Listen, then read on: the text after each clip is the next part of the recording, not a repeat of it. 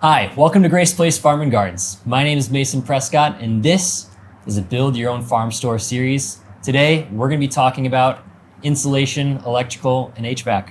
Let's do it. Let's get into it.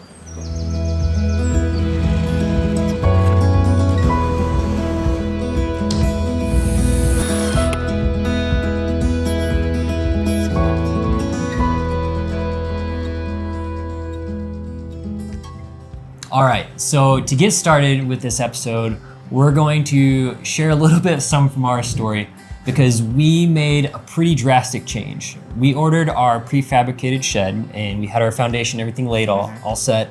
Yep. And we got it here and we recognized that some of things were actually not what we thought we needed and we had to make some changes. Yep, we were missing some very key things that we were gonna need, especially, again, us being in a very cold climate where we have very high temperature swings.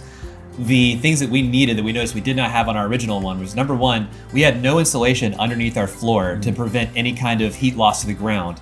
And also our windows and our doors were not properly insulated either. They were all single pane, which means they were gonna be losing a lot of energy. So the more we tried to heat this place up or cool it down, we're just gonna be losing energy left and right. Right, so make sure when you're picking out whatever structure or form the way you're building this, that you're taking consideration your climate, your temperatures you're gonna have to be dealing with. Are you gonna be in sub-zero weather?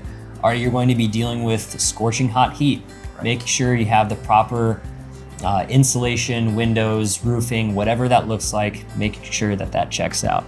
Because of all of these issues and problems we recognized, we ended up buying a whole new shed. The shed company was willing to work with us and we swapped it out and paid for a nicer shed.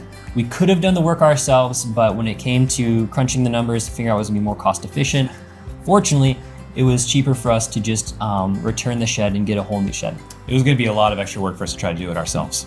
Definitely.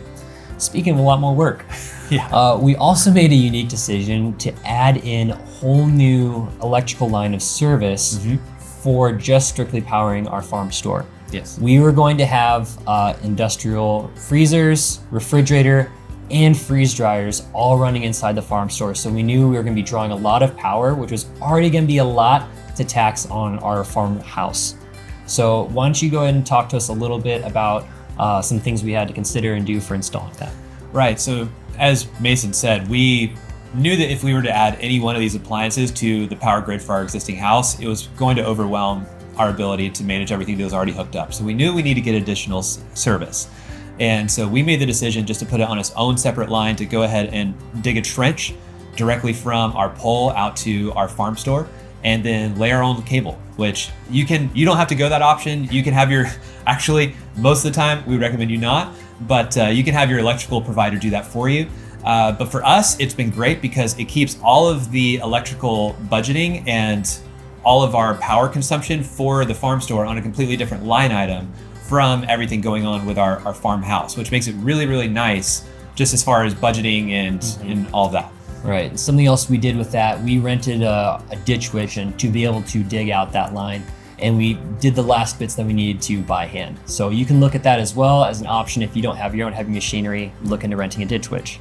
Something else we chose to do that I want you to share with everyone about is the choice of putting in a mini split. Again, we're having to decide temperature, how do we manage the farm store, what did you have to do and handle for installing that?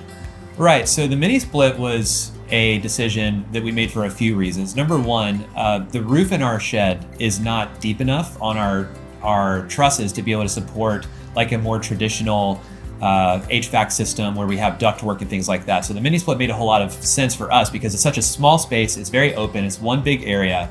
Mini splits thrive in that kind of environment. And it was also the most cost-effective way to go about doing it to where it's not a huge power draw with everything else we have going in here. Right. As well as it's something that you can tuck out of the way. It's not gonna take up a lot of space and it works pretty efficiently for most climates. Good. Yeah, it's been a really great use, especially running freeze dryers in here. I'll just make quick note of that. We'll talk more about the appliance specifics in another episode, but being aware of like the temperature output that's gonna be coming from your freeze dryers or refrigerators. So again, if you wanna learn more about that, go to our episode on appliances. What do you feel like has been the most future-proof decision that you made when getting this whole structure set?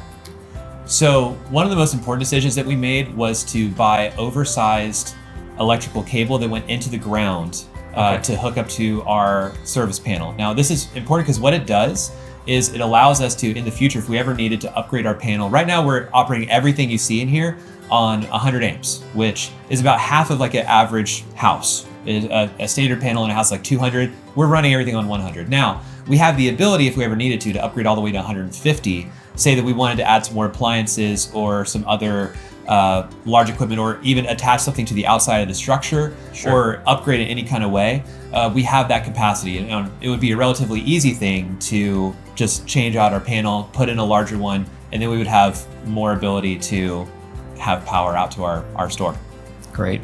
Well, thank you, Downing, for joining us. I really appreciate your insight and getting to share with everyone about how to build your farm store and get everything set. Next episode, we're going to be getting into some of the nitty-gritty of the interior stuff, some of the recessed lighting and other electrical things that we installed there. So we will see you then on our next episode.